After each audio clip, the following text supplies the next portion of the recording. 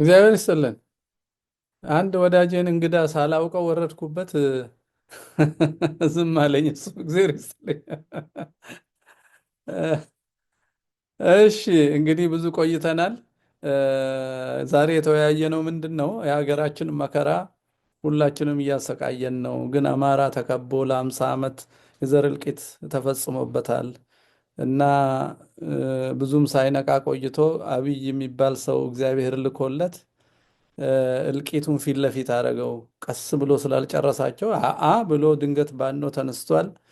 አሁን ያልተነሳ ኦርቶዶክስ የሚባል ድንዙዝ አለ፣ አደንዛዥ ቤት ውስጥ የተቀመጠለት እንደገና ወደ መሳሪያ የተለወጠና አእምሮ የታጠበ ማህበረሰብ፣ በተለይ ወጣቶችና በጥቅም የተገዙ በኦነግና በህዋት መሳሪያነት ሀገራቸውን የሚያጠፉ ሰዎች አሉ። እነዚህ ሁሉ ተስተካክለው ሀገራችንን ሰላም የምናደርግበት መፍትሄ ሀሳብ ምንድን ነው ብለን ነው የተወያየ ነው።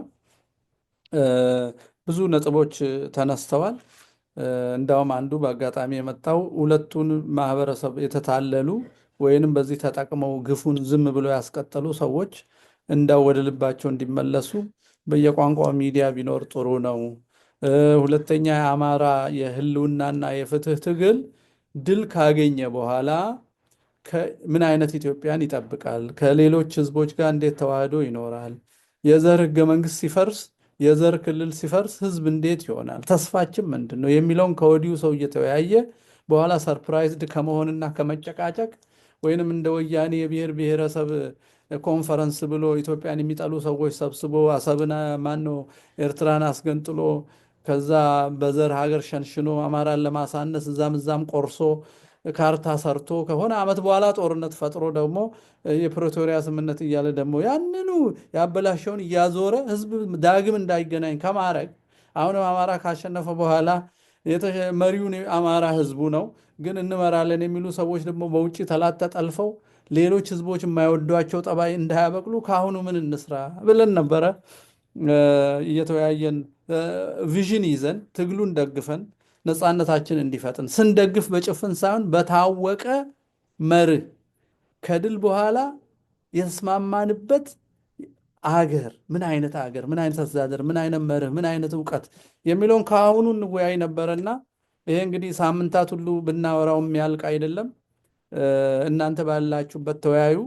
አንድ ሰው ግን ቢናገር ደስ ይለኝ ነበር። ይሄ ቮይስ ኦፍ አገው የሚል ፈቅጄ ያስገባሁት አውቄ ነው።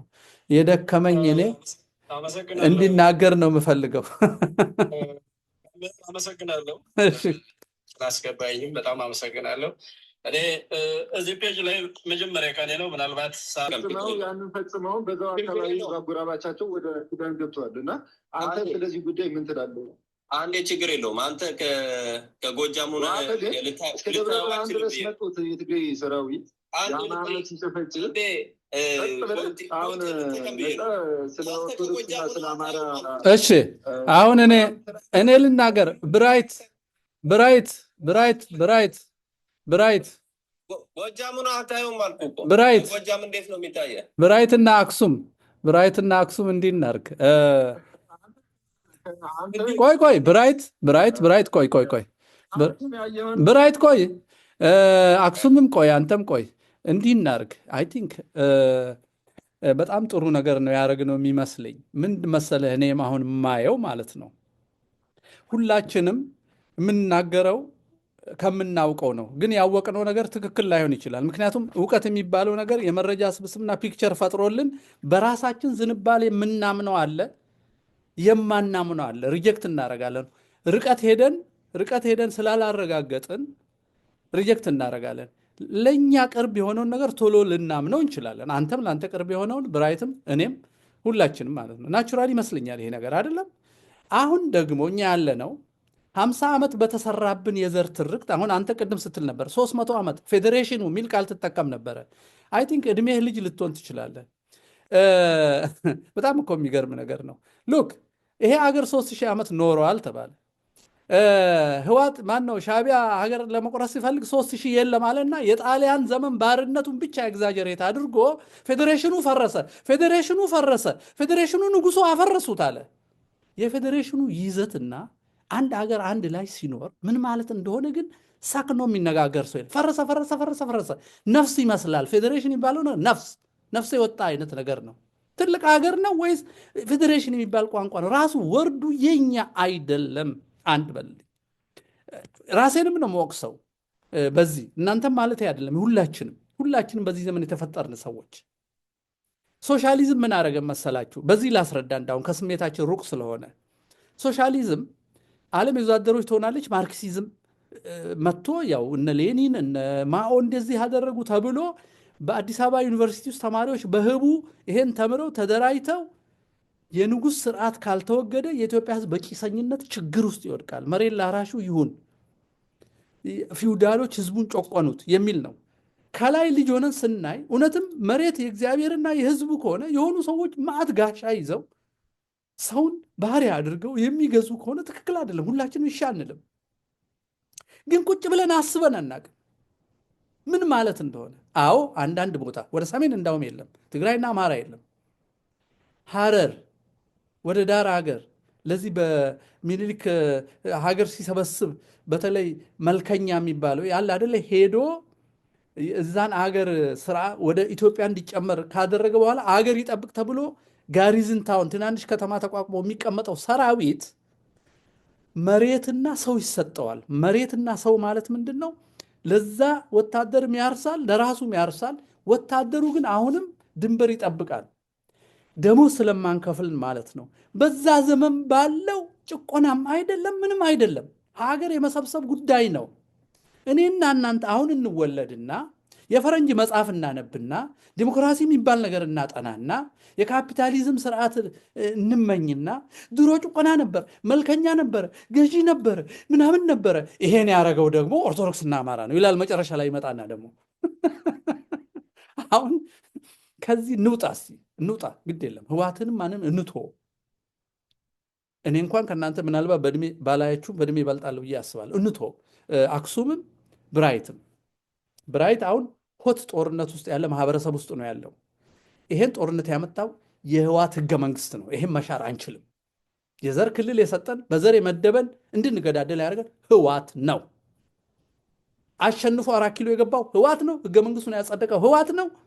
ከልሎ ከዚህ ወዲህ የኔ ከዚህ ወዲህ አንተ ብሎ የሰጠን ህወሓት ነው። ኦኬ፣ ይሄ ሆት ነገር ልንክድ አንችልም። ግን ለጊዜው የለም ብለን እንካድ። ህወሓትን መክሰስ እንተው፣ ኦነግን መክሰስ እንተው፣ ብልጽግና መክሰስ እንተው፣ የአማራና የትግራይን ህዝብ ስም መጥራት እንተው። ግን አንድ ኢትዮጵያ የምትባል ሀገር ውስጥ አለን። ይቺ ሀገር ብለን ዝም ብለን የማናውቀውን ነገርና የተከተተብንን ማውራት የለብን። ዝም ብለን እንደ ሰው እናስብ። ዝም ብለን ክርስትናችንን እንተው። እኛ ግን ያለነው አፍሪካ ቀንድ ውስጥ ነው። አፍሪካ ቀንድ አፍሪካ ውስጥ ነው። አፍሪካ ቀንድ ለአረብ አዋሳኝ ነው። ቀይ ባህር፣ ሜዲትራኒያንና ህንድ ውቅያኖስ የአሜሪካ፣ የቻይና፣ የሩሲያ የተላለቀ ሀገራት ሁሉ መራኮቻ ነው። ዓለማት ሁሉ ተበታትነው ትናንሽ ሀገር ሆነው አረቦችን ከፋፍለው በትነዋቸው። ድሮም የተከፈሉ እንትኖች ነበሩ፣ ዘላኖች ነበሩ። ከሺህ ምናምን ዓመት በኋላ ምስልምና አልሰበሰባቸው። ተሰብስበን እኛ ብቻ ነን 600 ዓመት የዘለለ ታሪክ ያለን። ማነው 600 ዓመት የዘለለ የሮማ ስልጣኔ የባቢሎን ሁሉ ትልቁ 600 ዓመት ነው። እኛ ሰለሞኒክን ምንም እንተርክ ከኖህ ጀምረን መተረክ የምንችል ሰዎች ነው። ይህን ሁሉ ሀብት ይዘን ሻዕቢያ የሚባል ኢሳያስ የሚመራ ህወሓት የሚባል መለስና ስብሐት ነጋ የሚመሩት የሆኑ 3 ሰዎች፣ ኦነግ የሚባል ዲማ ነገውና ሌንጮ የሚመሩት የሆኑ 3 ሰዎች ተነስተው ትርክት ፈጥረው ለእኛ አስተምረው ጠመንጃ አስታጥቀው አገዳደሉንና እኔና አንተ ዛሬ እንጨቃጨቃለን። የአገው ሰውዬ መጥቶ አገው ተሰደበ፣ ቋንቋው የሰይጣን ነው ተባለ እና ትመጣና ዞሮ አማራ ነው ታርጌት ያደረገው። ዞሮ ጥያቄ አለኝ። ህዝቡ ጥያቄ ማንን ነው የምትጠይቀው ስል አማራና ኦርቶዶክስ። በጣም የሚገርም ነገር ነው። በአፍ እንዲህ አይባልም እንጂ አማራ ነው ታርጌት የተደረገው። ይህም መደበቅ አንችልም። ይህን ሁሉ ሽንቶ አማራም አንሁን፣ ትግራዋይም አንሁን፣ አገውም አንሁን፣ ሰው ብቻ አንሁን። ከአዳም ነው የተወለድነው። እስቲ ክርስትናችንም እንተወው።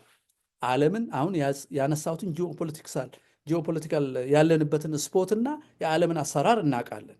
ዓለም አዳክሞ በትኖ ሊጫወትብን ባሪያ ሊያደርገን ተምረን ወደ እነሱ እንሰደዳለን። ከዓለም ባንክ ስንት ሚሊዮን ዶላር ተበድሮ የኢትዮጵያ መንግስት ትምህርት ቤት ከፍቶ ፒኤችዲ ምናምን እንዲማሩ ስኮላር ልኮ ልክ ሲጨርሱ ወደ አበደሩን አገር ይሰደዳሉ። የተማሩ ሰዎች አእምሯቸው ታጥቦ ሀገራቸውን ጠልተው ሆዳቸውን ሊሞሉ ይሰደዳሉ። እዛ ቁጭ ብለው ትግሬ፣ አማራ ብለው ይከፋፍሉናል። አንተ አክሱም ልጅ ነህ፣ እሱ ልጅ ነው፣ ልጄ ልትሆን ትችላለህ። ምናልባት በእድሜ አላቅም። የተከተተብንን ይዘን መግባባት ያቅተናል። ይሄን እንቶ እሺ፣ በዓለም ውስጥ ተከበናል እንበል። እንደ ህዝብ እንደ ጂኦ ፖለቲካል ፖዚሽን እንኳን እኛ ልንጣላ ልንገራችሁ፣ የአባይ ወንዝ የሚያጠጣው ህዝብ፣ የግብፅ ህዝብ፣ የሱዳን ህዝብና እኛ መጣላት አፎርድ አናረግም። እንኳን የትግራይ ሪፐብሊክ ብለ የሰፈር ሀገር ለመፍጠር ቃሽተ ሰው ስትገል ልትኖር 50 ዓመት ቀርቶ ከሱዳን መጣላት አንችልም። እኛ መኖር ከፈለግን ከሶማሊያ መጣላት አንችልም። ግብፅን እንደ ፋሚሊ ነው ልንይዛትም።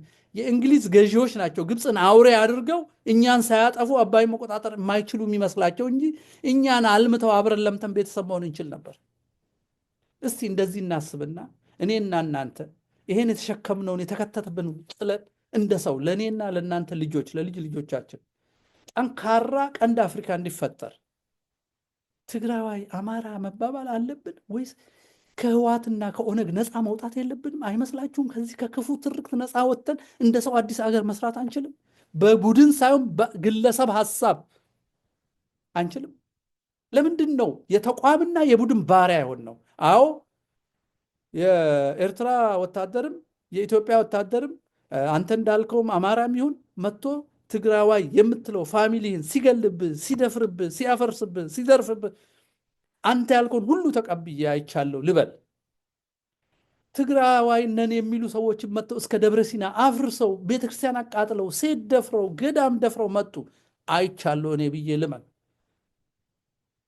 አሁን ደግሞ ብራይት ደግሞ በዚህ ሰዓት ብልጽግና ህዋት የወለደው ብልጽግና የዘር ክልል የሰራው የተረከበው ብልጽግና አማራን እየፈጀ ነው በድሮን። ኦኬ ብራይት እንደሱ ይመን። በቡድን ማሰብ ትተን እኔና ሶስታችን ብቻ ቤታችንን ዘግተን መፍትሄ ፈልጉ ብንባል የትግራይን ስም ሳንጠራ የአማራን ስም ሳንጠራ የኦሮሞን ስም ሳንጠራ ሁሉ መብት ተሰጥቶን መፍትሄ ጽፋችሁ ያመጣችሁት መፍትሄ ይሆናል ብንባል ምንድን ነው የምንጽፈው? እስቲ ንገሩ።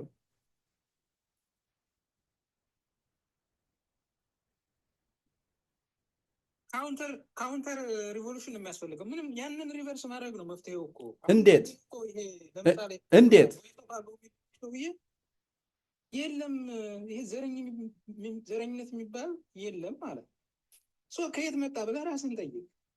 ስለዚህ የመጣበት ኑሮት እኮ ተረድተህ ያንን ሪቨርስ ማድረግ ነው ያለብህ። በዛ ኦልሬዲ ዲዛይንድ በተደረገው ጫማ ስር ገብተህ how are you going to solve the problem?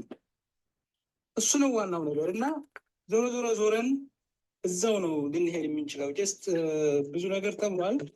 ቅድም ከአክሱማዊ ወንድማችን ጋር ከአነሳው ጋር እኔ በዚህ ውድድር ስላልተሰጠኝ በዛው ኮሜንት አድርግ የሚሄደው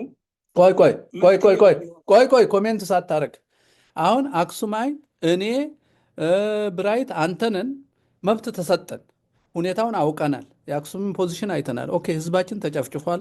ከሱ በፊትም ያ ልጅ ብሏል። ቅድም ናሆም ብሏል። የተጨፈጨፈ ህዝብ ጭራሽ ጳጳሱን መጥቶ በሉት ያለው የትግራይ ህዝብ አለ። እሱን ህዝብ ትተህ ሌላው ሲጨፈጨፍ የምትናገረው ምንድን ነው? ያኔ ተናግረሃል ወይ ነው አክሱምም ያለው አይደለም እንዴ? ሰው ከሆነ ለሰው ሁሉ እኩል ነው መቆም ያለብን ነው ያለን። እውነት ነው። አሁን ይሄን ሁሉ ይዘን አራታችን ላይ ቤት ቢዘጋና መፍትሄ አምጡ፣ እናንተ የምታመጡት መፍትሄ ለኢትዮጵያ በቃ እንተገብረዋለን ብንባል አንተ አሁን ያ ሪቨርስ ማድረግ ነው ብለህ በጀነራል መልሰዋል። ጀነራል ሳይሆን ማለት ነው። ጀነራል ነው፣ ልክ ነህ። ሪቨርስ ነው ማድረግ ያለበት። ሰዎች በሰጡን የመሩን ሰዎች በዘር ህገ መንግስት ጽፈው ክልል ሰጥተውን የክልል ዘር ቋንቋ ሰጥተውን ፊደል እንኳን አዘውልን እንዴት እንደምናስብ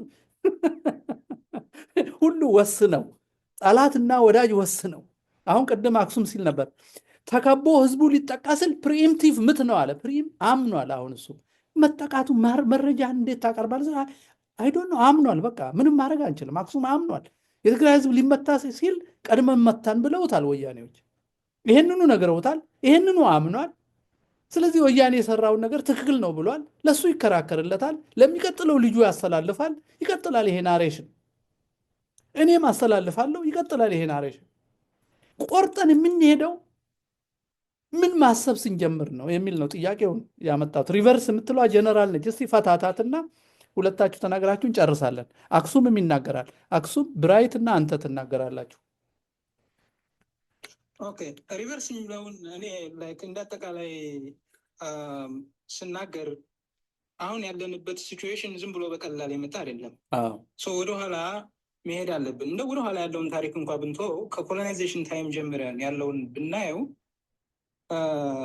መቼም የመገንጠል እሳቤ በዋናነት ይዞ የመጣው ሻዕቢያ ነው እንደሚታወቀው እና ምን ይዞ ተነሳ ነው the whole narration of የዛ የኢንዲፔንደንት ሙቭመንት the whole narration ከኮሎናይዜሽን ጋር የተገናኘ በቃ ኮሎናይዘሮች በቃ ይሄ የኮሎናይዘር ቦርደር አለ፣ ጣሊያን እንደዚህ የፈጠረልን አለ።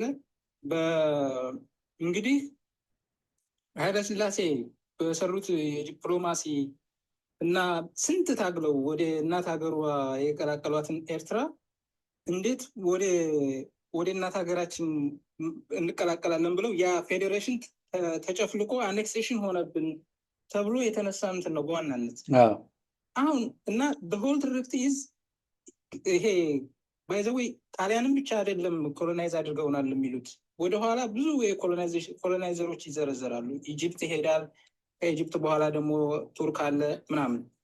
ያ ነምበር ኦፍ ኮሎናይዘርስ የሚዘረዘሩበት ምክንያት ከኢትዮጵያ ጋር ምንም አይነት ኮኔክሽን የለንም የሚለውን ክፍተት ለመዝጋት ነው። ምንም በሆነ ታሪክ አጋጣሚ ከኢትዮጵያ ጋር ግንኙነት አልነበረንም የሚለውን ክፍተት ለመዝጋት ኖት ኦንሊ ጣሊያን ነምበር ኦፍ ኮሎናይዘሮች ይዘረዘራሉ ማለት ነው። እንግዲህ በአክሱም ጊዜ በራስ አሉላ አባ ነጋ ጊዜ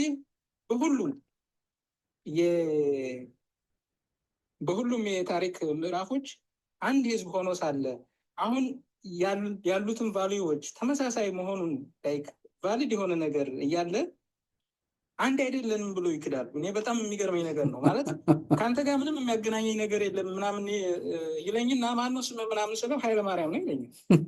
እንዴ ኃይለማርያም ይባል እኔ አንተን እንደ ናይጄሪያዊ ወይም እንደ ኬንያዊ ወይም እንደሆነ አንድ የአውሮፓ ሰው ምናምን ነው የማይክ ከኔ ጋር ምንም የሚያገናኝ ታሪክም የለም ያመሳስልህም ነገር የለም ምናምን ይለኝና ኦኬ የሆነ ማህበረሰብ የሚያመሳስለው ነገር ምንድን ነው ምናምን ስትል ዴረር ቫሪያብልስ አመጋገቡ፣ አለባበሱ፣ ካልቸሩ፣ ታሪኩ ምኑ ነው ግን እስኪ ላይክ ቤቴና እና ልጋብዝና ምናምን ይልና እንጀራ ይቀብሰኛል ግን እኮ አንድ አይደለን ብሎኛል ኦልሬዲ እና ጭንቅላቱ ላይ ኦልሬዲ ፎልስ ኢንዶክትሪኔሽን አለበት። ፋክቱ ግን ይገልጻል። በቃ ድርጊቱ ፋክቱን ይገልጻል። የኔም ስትራክቸሩ የሚበላው የሚጠጣው ሂዝ ዌይ ኦፍ ላይፍ ኤቭሪቲንግ ተመሳሳይ ነገር ነው።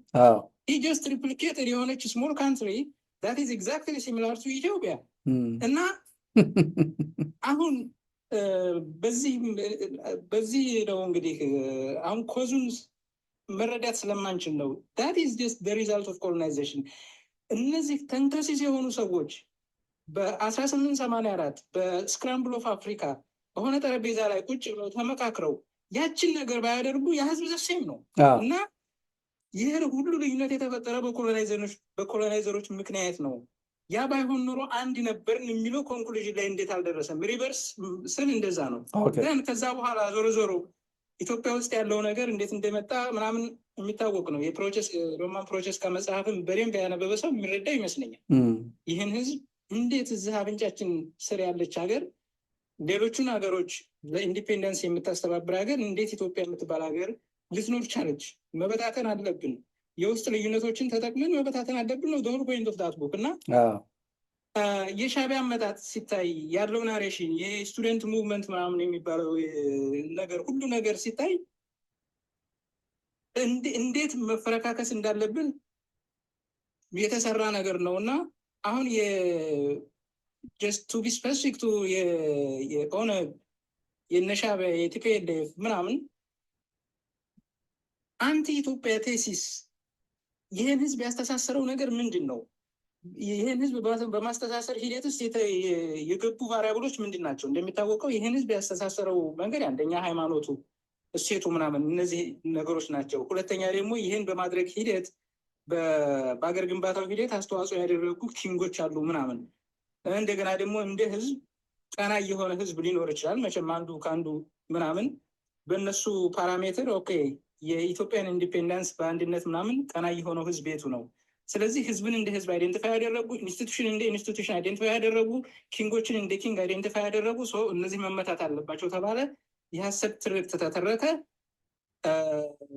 ጀስት በዶክመንት ተቀረጸ፣ ዘንድ ወደ ትውልዱ ሰረጸ። አሁን እኛ እንግዲህ አይሩ ነው የወያኔ ጄኔሬሽን በቃ እንደዚህ ኩነ ቁጭ አለ። ኮንፊውዝድ ሆነ ጄኔሬሽን እንዲሰሩ እንደሚደረግ አይሩ ነው።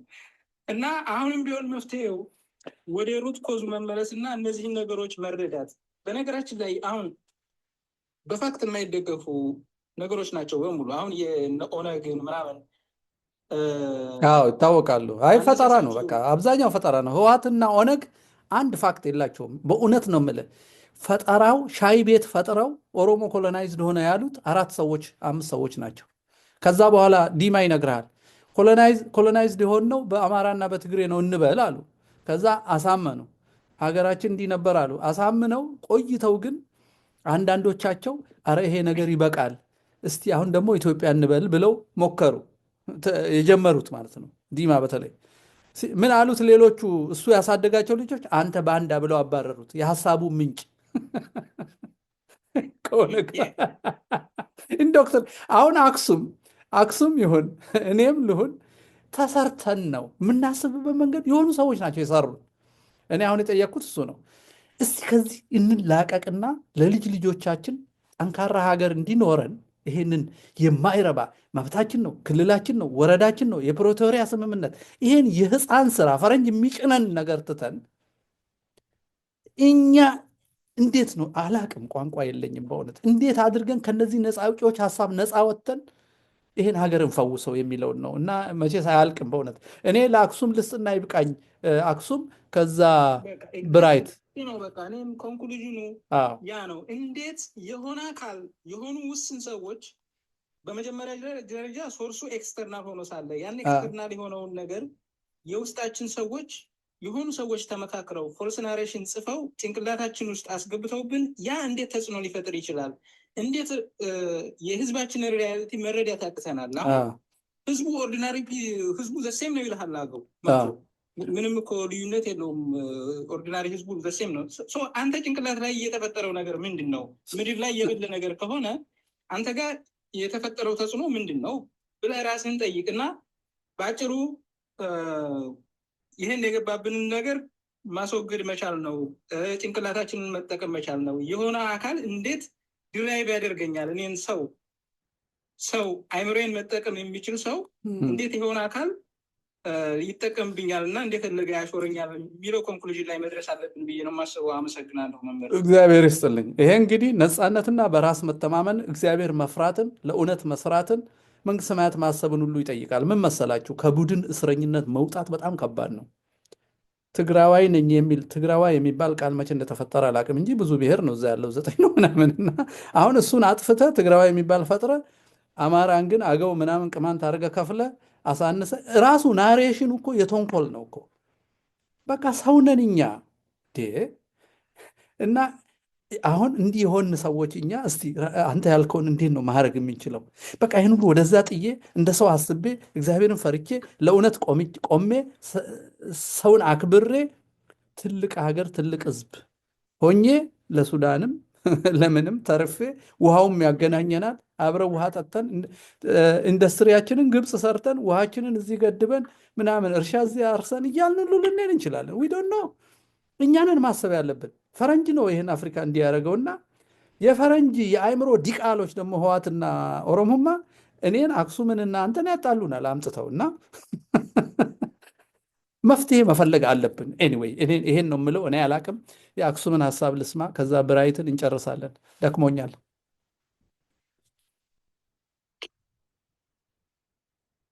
አክሱም ኦኬ፣ እሺ። ሁለተኛም እድል ስላገኘው በጣም አመሰግናለሁ እና የተነገሩትን ነገሮች ሰምቻለሁ። ኢትዮጵያ ውስጥ አሁን እየሆነ ያለው ነገር ባለፈው 50 ዓመት ህወሓት የተከተለው የተሳሳተ መንገድ ከዛም ባለፈ ደግሞ ሻዕቢያም የራሱ ኮንትሪቢሽን አድርጎ የተፈጠረ እና ፖስት ኮሎኒያል አፍተር ማዜሱ ውጤት ነው ምናምን የሚለው ነገር በሀሳብ ደረጃ እኔ አረዳዴ ይለያል ከዚህ ማለት ነው። እኔ ደግሞ የማስበው ሌላ ነገር ነው። ኢትዮጵያ ፍጹም የሆነ ሰላም አግኝታ ሙሉ በሙሉ የተረጋጋች ሁና ከውጭ ወረራ ነፃ ሁና ለብዙ ዘመናት የቆየች ሀገር ነበረች። በተለያዩ ጊዜያቶች ኦፍኮርስ ወረራዎች ነበሩ፣ ግን በአንድ 100 ዓመት ወይም ደግሞ በ150 ዓመት ወይም ደግሞ በየ40 ወይም 50 ዓመት ወረራ ሊመጣ ይችላል። ግን በዛ ደረጃ ያላደግ ነው፣ በዛ ደረጃ ስልጣኔ የነበረን ሰዎች በዛ ደረጃ ማደግ ያልቻል ነው። ለብዙ ጊዜያት እፎይታን ያገኙ ወይም ደግሞ እንደዚህ እረፍትን ያገኙ መሪዎቻችን ለምንድን ነው በዚህ ደረጃ ሊያሳድጉን ያልቻሉት? ለምንድን ነው ወደ አንድ አካባቢ በተለየ የሄዱ ወረራ የሚመስል ነገር ከአንድ ቦታ ያሉትን ቅርሶች ያሉትን ለዘመናት የቆዩ ነገሮችን ኦሪጂናሉን አመጣን ምናምን እያሉ በአሸናፊነት መንፈስ ከአንድ ቦታ ቅርስ ማጋ አይ የለም አክሱም አሁንም የሌለ ናሬሽን አትዘርዝር። ይሄማ ወያኔ የሚለናል፣ እሱኑ ነው የምትደግመን። እሱን አላልኩም። እሱም ይሁን መፍትሄው ምንድን ነው? የለም አይ እንደዚህ አይነት ፋክት የሌለው ወሬ አያስፈልግም። ይሄ ፋክት የለውም። እሺ ያው መፍትሄው የሚመስለኝ ሀሳቤን ነው የማቀርበው። አንድ ሀገር ትልቁ ነው እንዲሄድ ወይም ወደ ትልቅነት እንዲደርስ ሁለት መፍትሄ አለ ለኢትዮጵያ የሚመስለኝ፣ ለኔ እንደ መፍትሄ የማስበው ማለት ነው። አንደኛ ሁሉም ህዝብ ያመነበት ነገር ማለት ሁሉም ስል ብዙ በቋንቋ የሚለያይ በባህል የሚለያይ የተለያየ ፍላጎት ያለው ማህበረሰብ ያላት ሀገር ናት ኢትዮጵያ። ሪያሊቲውን ነው።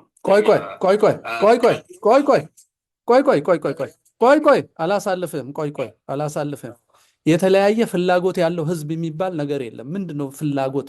ግለሰብ ፍላጎት አለው፣ ህዝብ ግን የተለያየ ፍላጎት የለውም። ችግር የለውም። ወደ እሱ መጣበት። ይሄ ፖለቲካ ነው። ይሄ ፕሮፓጋንዳ ነው። የተለያየ ፍላጎት ያልኩት አንድ ነገር ብቻ ነው፣ የፍላጎታችን ልዩነት ማለት ነው። አንደኛ ማደግ እንፈልጋለን። የኢኮኖሚ ጥያቄ አለ፣ የጋራ ያለ ጥያቄ ነው።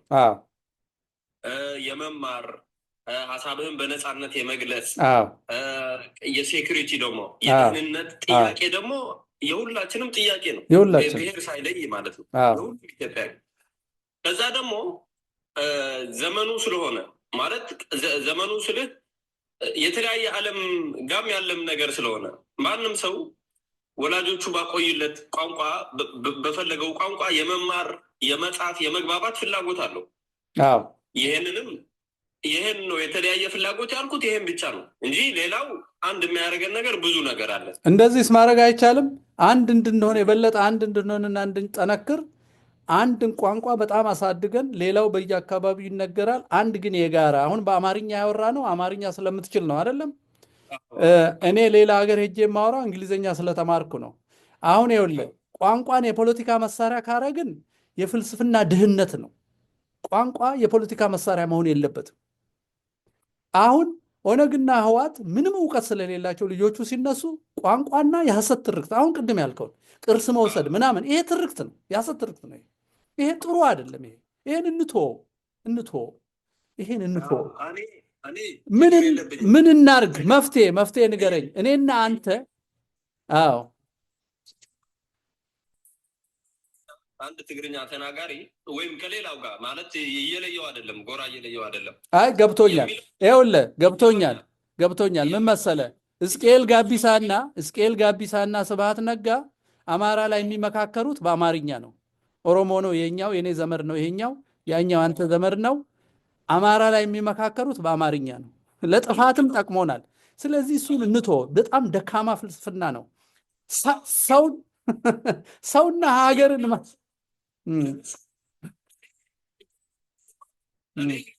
ነገርኩ ነው ቢነገር ሙሉ ኢትዮጵያ ላይ በትምህርት ቤትም ስንማረው ምናምን ጥያቄ አንስቶ የሚያውቅ ሰው የለም።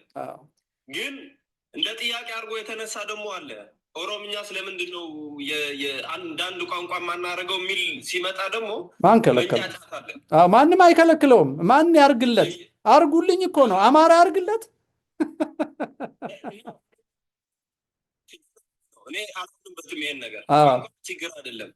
ግን የመጀመሪያው ነገር አንድ የሆነ ኮመን ኢንተረስታችን ላይ መተባበር አለብን። አሁን አማራ ላይ የሚደርሰው ነገር አማራ በቦታ ነው የምልህ፣ በቦታ አማራ ተብሎ በቦታ ላይ በጣም ጥሩ ሰማ ከሆነ ትልቅነት የቱ ጋር ነው ነው በቃ ከቅድምም ጀምሮ እኛ ጋር ሲደርስ አይ እነሱ ጋር ሲሆን እየተባባልን ስንተው ለገዥም ጠቃሚ ይሆነናል። ገዢዎቻችን ማለት የራሳችን ልጆች ማለት ነው። እውነት ነው። 30 ዓመት የነገሱትም አሁን የመጡትም ራሳቸውን ነው እንትን ያደረጉት። ትግራይ ሜይቢ በአካል ሄደህ የምታውቀው ይመስለኛል። አውቀዋለሁ። እንደ ሁሉም ቦታ የህዝብ እንደውም የባሰ ሊሆን ይችላል። እኔ የተለያየ ቦታም ስላየው ማለት ነው። ስለዚህ መፍትሄው ምንድን ነው ካልከኝ ሶሻል አንድ የሚያደርገን ማህበረሰባዊ ክራችንን ማጠናከር ነው እንጂ ጎራ ለይተን እነሱ እንደዚህ አድርገው ነበር እኛ እንደዚህ አድርገናል የሚለው በዚህ ከቀጠለ ናሬቲቭ በቃ ተያይዘን ልክ ሶቪየት ዩኒየን ላይ እንዳጋጠመው የድህነትና የሴኩሪቲ ኢሹ ታላቅ የነበረ ኮምፒቲቲቭ የነበረ ሀገርም አሁንም ትልቅ ነው፣ ግን እንደዚህ ኢንፍሉዌንሱ እንዲቀንስ እንዳደረገው እኛም በቃ እንደነ ጅቡቲ እንሆናለን። በቃ የጅቡቲ ያክል እንትን ያለና የተለያየ ቦታ እንሆናለን። ለዛውም ወደብ የሌለው ጅቡቲ እንሆናለን። ስለዚህ መፍትሄው ቁስሉ እኛ ጋር ይሰማን፣ ቤታችን ከመድረሱ በፊት ቁስሉ ፊል እናድርገው ነው እያልኩ ያለው። በጣም ጥሩ። እሱ ነው የእኔ ሀሳብ፣ ከቅድም ጀምሮ እሱ ነው። በጣም ጥሩ አክሱም፣ ጥሩ ሀሳብ ነው። በጣም ትክክል ነህ። የእያንዳንዳችን ህመም በቡድን ሳይሆን ሰው በመሆናችን የሚደርስብን የትም ቦታ እንኑር፣ ፍትህ ሲጓደል፣ ሰው ሲበደል፣ ሐሰት ሲተረክ፣ የተወሰነ ሰው እንዲደኸይ ሲደረግ፣ የተወሰነ ሀብት እንዲያገኝ ሲደረግ መቃወም አለብን። ይሄንን ደግሞ እንዲህ አይነት ሀሳብ ወደ ስልጣን እንዳይመጣ መከላከል አለብን። እንዲህ አይነት ፖለቲካ ማጠናከር የለብንም ነውና በጣም ጥሩ መፍትሄ ነው የሰጠህን። አንድ የሚያስደነግጥ ነገር ልንገርህና ወደ ብራይት እንሂድ። አሁን የምናገረውን ነገር ይሰሙኛል። የሆቴሉን ስም ከጠራው ሰው ስለሚጎዳ ነው። እኔ የትልቅ መስሪያ ቤት ዳይሬክተር ሆኜ ያኔ ትግራይ እመጣለሁ። ቢሮዬ ባህር ዳር ሆኖ ትግራይና አማራን አንድ ላይ ነው የምሰራው። የትግራይ የባዮጋዝ እና አለቃ በሬ የነበሩ ጊዜ የተለያየ ስራ የምሰራው ትግራይ ነው። ንብ ላይ የትግራይ ማር ወደ ውጭ ኤክስፖርት ለማድረግ የሚሰሩ ስራዎች አሉ እና እሱ ላይ ሰራለው። የተለያየ ስራ ነው የምሰራው። ደብረ ናዝሬትን ገጠሩን ሁሉ እየዞርኩ በደንብ ነው የማውቀው። ዮሐንስ የተወለደበትን ቦታ እየሄድኩ ምናምን ከባድ ፍቅር ነው ያለኝ። ሳላቅ ሰውነቴ ይለወጣል እዛ ስደርስ። ማለት ላይክ ከዛ መሬት የሰራው እንዲመስለኝ ነው የሚያደርገኝ። የሆነ ሙቪንግ መንፈስ አለው ቦታው እና በጣም ነው የምወደው። በዚህ የተነሳ ህዝቡ የወያኔ እስረኛ መሆኑ በጣም ያናድደኛል። በእውነት ነው፣ ድሮም ያናድደኛል። እኔ ቆላ ወርጄ በእግሬ ስመጣ ከመኪና ወርጄ መንገድ ላይ ፍየል አርደው ትምህርት ቤቱ ደግሰው ጠብቀውኛል ያውቃሉ። የትግራይ ገበሬዎች አያውቁኝም። ተመልከት፣ አማርኛ ስለምናገርና እንግዳ ስለሆንኩ ነው ያን የሚያደርጉት። ማር ይዤን ወደ አዲስ አበባ መለሰው ወይ ባህር ዳር የሚሄደው። አንድ ነገር ልንገርህ። አንድ ትልቅ መስሪያ ቤት ስሰራ፣ ኃላፊ ሆኜ ስሰራ፣ የውጭ መስሪያ ቤት ነው። ብዙ እንግዶች ይመጡብናል። ሲመጡብን በዶላር ስለሆነ የሚያስከፍለን ሆቴል በጀታችን ላይ ጫና ያደርግብናል። ጫና ስለሚያደርግብን 26 አገር ነው የሚመጣው እኛ መስሪያ ቤት። ይህን ጫና ለመቀነስ በየሆቴሉን ዞርና ትላልቅ ሆቴል ኮርፖሬት አግሪመንት ማለት የቅናሽ ስምምነት እንዲሰጡን እንፈራረማለን። እንግዳ እናንተ ጋር እናሳርፋለን፣ ቀንሱልን እንላለን። እየዞርን የተወሰነ ሆቴል ስናይ ቦሌ ሆቴሉን ሳልጠራ ቦታውን ስነግር ሰው ሊገምት ይችላል። ከእድና ሞል ጀርባ ያሉ ሆቴሎች ብዙ ስለሆኑ አሁን ሰው አልጠቆምኩም። ሆቴሎች አንደኛ ሆቴል ሄዳለሁ ከሰው ጋር ሄጄ ማኔጀሩን ቅናሽ ስጠን ከከሌ ነው የመጣሁት አልኩት። ብቻዬን አልሄድኩም። ከኛ የስራ በእንዲህ አይነት ስራ የሚያስተባብር ባለሙያ ይዤ ነው ሄድኩት። እኔ አለቃው ነኝ ለዛ ሰው። እሱ ግን ሙያኛ ባለሙያ ነው፣ ጎበዝ ነው ለማነጋገር። ስንጠይቀው ሰውየው ምን አለ? እንዲህ አይነት ልምድ የለንም፣ ባለቤቱን ልጥራላችሁ ብሎ ሄደ። ባለቤቱ ሲመጣ እኛ ማኪያቶ እየጠጣን ባለቤቱ ሲመጣ ከኔ ጋር የሄደው ሰውዬ ባለቤቱን አወቀው።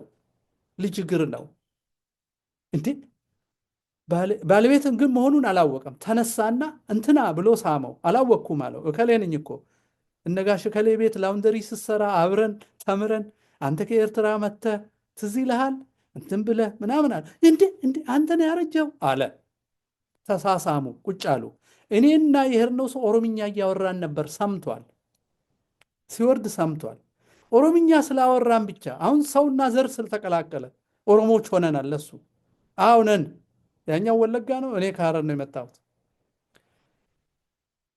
ምን አለው ይሄ ልጅ?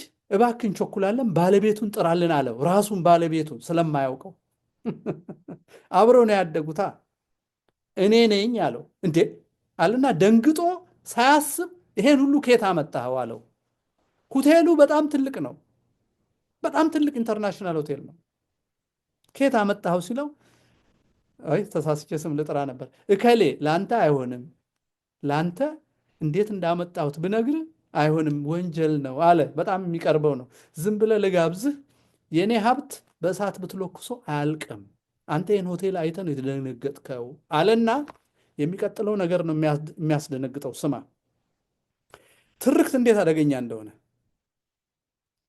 ሁላችንም ኦሮሞ ከሆንን አማራን እንጠላለን ብሎ ያስባል፣ እንደምንጠላ ያስባል። ምን እንዳለው ልንገርህ።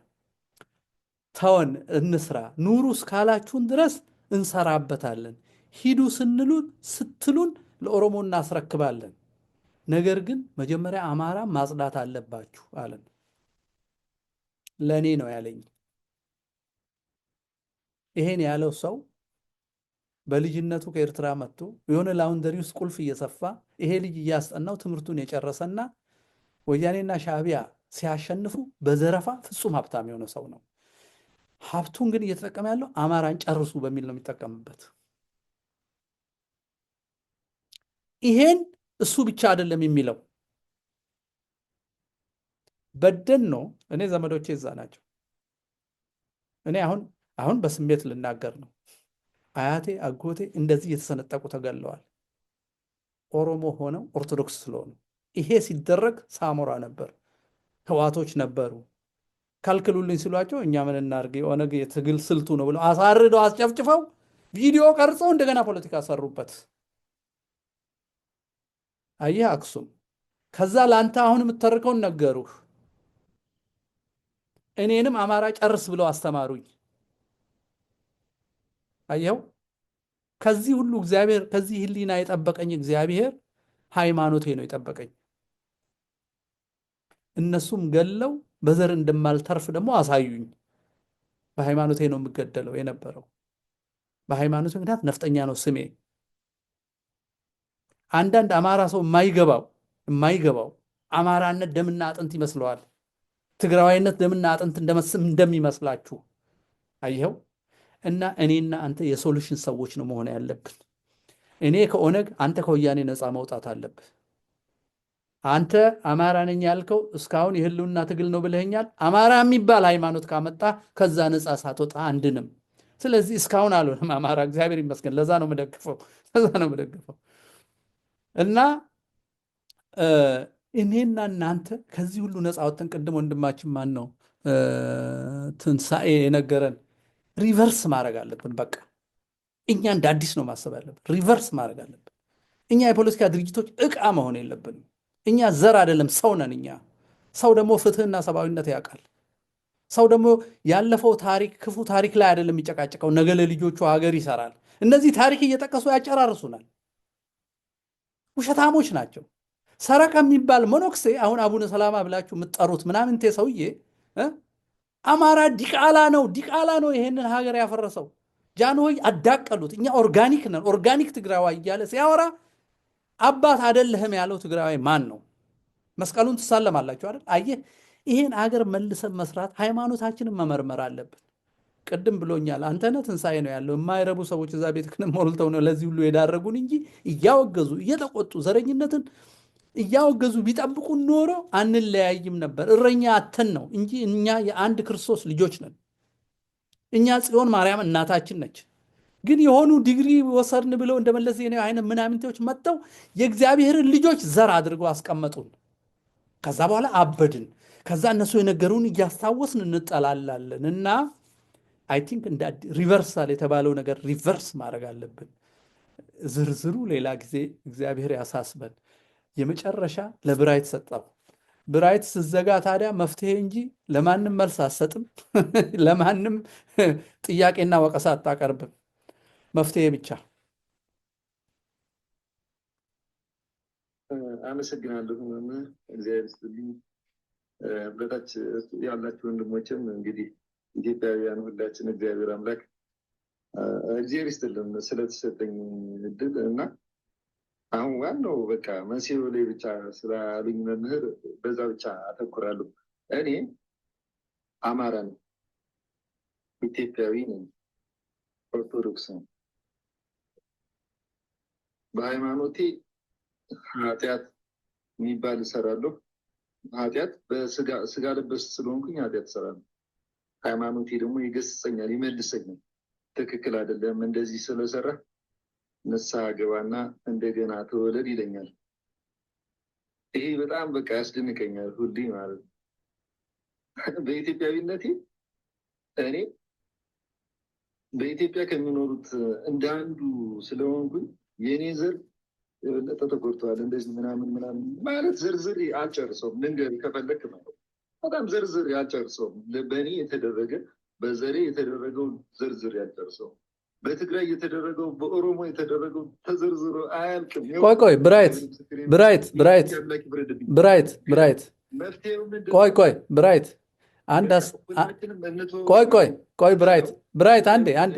አንዴ ብራይት እንድትጨምርልኝ ስለፈለግኩ በዛው እንዳላበላሽብህ። አሁን ኦርቶዶክስ ነህ፣ አማራ ነህ፣ ኢትዮጵያዊ ነህ አይደለም? አማራነትህ የጎላው አማራነት ብለህ ስለተጠቃ ነው እንጂ ትዝም አይልም አለ። አማርኛ ቋንቋ ብቻ ነው የምትናገረው። አሁን ለምሳሌ አሁን ከደረስክበት የአይደንቲቲ ተዋህዶና ሌየሮች ድርብርብ ማንነቶች አክሱም ትግራዋይ ነው፣ ኦርቶዶክስ ነው፣ ትግርኛ ይናገራል። የሆነው ነገር አለ። አንተ አማራ ነህ፣ ኦርቶዶክስ ነህ፣ የሆነ ቦታ ትኖራለህ፣ የደረሰብህ ነገር አለ፣ የሆነ ነገር ነው የምታወራው፣ አማርኛ የምትናገረው። አሁን እንበልና አንተ ከዚህ ከአማራ ማህበረሰብ በሆነ ተአምር ወስደንህ ኦሮምኛ ብቻ እንድትናገር አርገንህ የሽመልስ ሰራዊት ብናረግህ፣ ሰራዊት አናረግም፣ ኦሮሚያ እንድትኖር ብናረግህ ኦነግ አንተን ይነካል፣ ይገልሃል። ኦርቶዶክስነትን ወስደንብህ ኦሮምኛ አርገንልህ እስከ ቅድመ አያትህ የኦሮሞ ስም ሰተንህ ብናስቀምጥህ፣ አንተው ነህ እኮ ብናስቀምጥህ ይገሉሃል። ካላወቁ ያሳድዱሃል።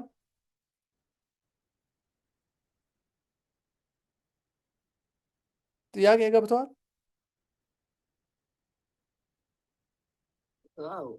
ትንሽ ገብቶኛል። ያው እንግዲህ መልሱ ልስጥና ታስተካክለኝ።